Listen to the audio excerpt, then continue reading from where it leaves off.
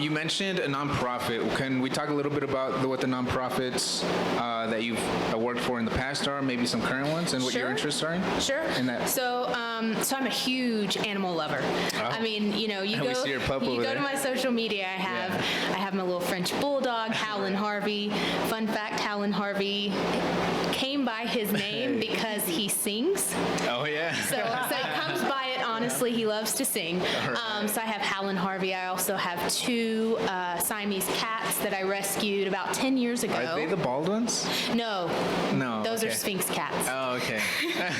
And then I have 5 sugar gliders as well. Oh no way. They're the cutest things ever. Okay, so with sugar gliders, I know that they're kind of difficult to bond with you. So how well are they bonded to you? I've had my 3 adult sugar gliders for about 2 years, and it took about 2 years Okay. for them to bond to me. And then 2 of them mated before I got my male neutered. Oh, okay. So that's how I ended up with babies. So I have 5 And they sugar had gliders. 2 only? I don't know They what have their twins. normal litters are like. They have twins. Oh, okay. So I And have. just really quickly bonding, and I think it's not just particularly it's not just particular to mammals, but in the animal kingdom, right? It's when 2 different they don't have to be within.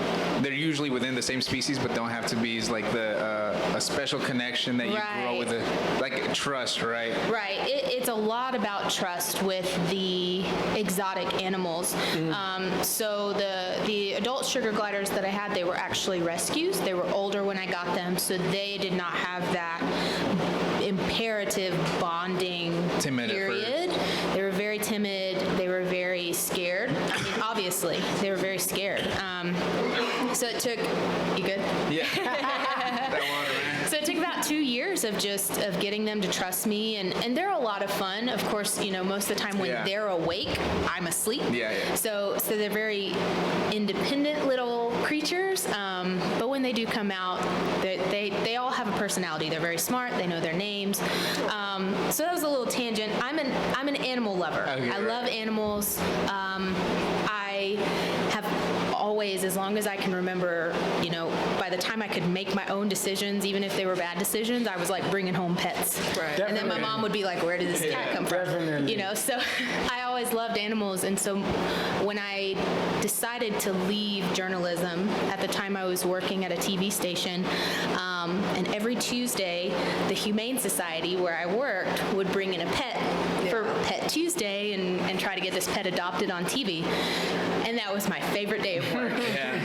So I actually left the TV station and went and worked for that Humane Society. Oh, yeah. And that was my first nonprofit experience. Okay. Which I fell in love with that. And this wasn't here in El Paso? No, this was in Georgia. Okay, yeah. And you guys have, I would imagine, because it's so close to Florida, there's a bit more of an exotic pet rescue issue? In Florida, there are a lot of exotics. Yeah.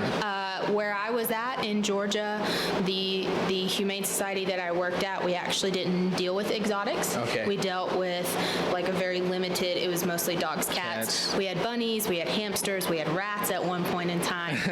But it was more, your household pets. Georgia has very different laws concerning exotic pets Wow. and ownership of exotic pets. Is it more lenient or more Strict. Okay. Which I think it should be. Right, yeah. I think it should be. It's a big problem. Sugar gliders are not for everybody. Right. Yeah, They're not a first-time pet. Yeah, They're not for kids. Definitely. They're small and fragile. They're small. And they could be a they're little fragile. bit, I guess, as any little creature that's agitated, it could be a little, they bite back. They do bite. Yeah. I mean, if they're not tame, they bite, and they have to have a specific diet. And most exotics do. They're a lot more work. So yeah. So I.